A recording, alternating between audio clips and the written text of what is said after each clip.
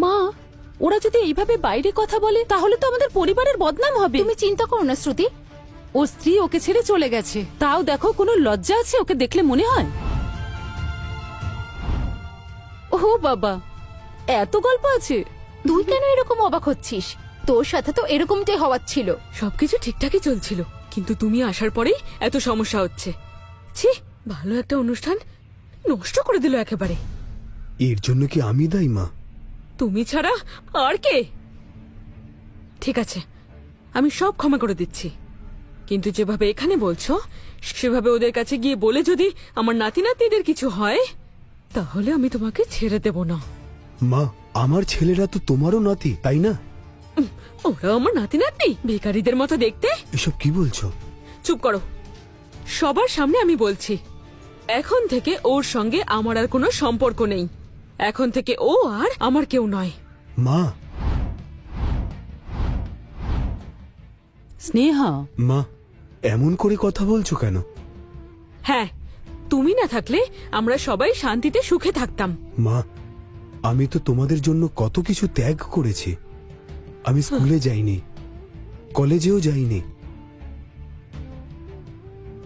প্রিয়া এবং মেঘনার জন্য কত কষ্ট করেছি, আর তার উপর তোমরা এমন একজনের সাথে আমার বিয়ে দিলে যাকে আমি পছন্দ করতাম না। কিন্তু তোমরা।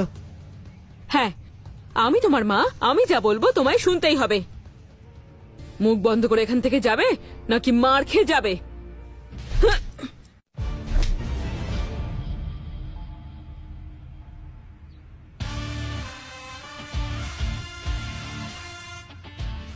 কতটা সাহস হলে তোমরা আমার বাবার গায়ে হাত দিতে পারো? বাবা, কিছুই হয়নি। তোমরা তিনজন শেষমেশ এসে পৌঁছলে। তোমার কিছু হয়নি তো? না, আমার কিছু হয়নি। কিছু হয়নি তো তোমার চোখ লাল কেন? সত্যি আমার কিছু হয়নি। বাবারা, ইনি তোমাদের দাদু। তোরা চলে এসেছিস সোনা। রাঘব, এই কি তোমার সেই ভিখারি ছেলেরা?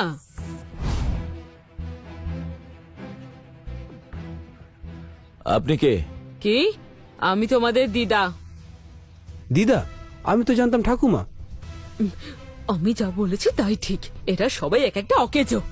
মুখ সামলে কথা বলুন। দিদা বলে কিন্তু ছেড়ে দেব না, সম্মান নষ্ট হয়ে যাবে। বয়স্কদের সঙ্গে এইভাবে কথা বলছো? কোনো শিক্ষা দীক্ষা নেই? আমাদের দিদার সাথে এইভাবে কথা বলছিস? বেশি চেঁচামেচি করলে কি তোরা বড় হয়ে যাবে? ভুলে যেও না কোথায় দাঁড়িয়ে আছো।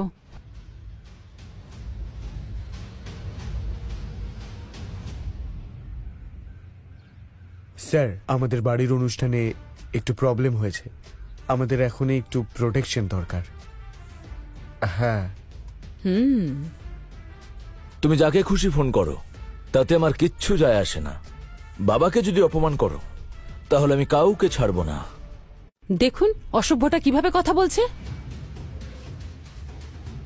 শুধু শুধু এখানে ঝামেলা করলে পুলিশ কিন্তু তোমাদের ছাড়বে না। বাবা, এই সমস্ত অশুভ মেয়েগুলো কে বলো তো?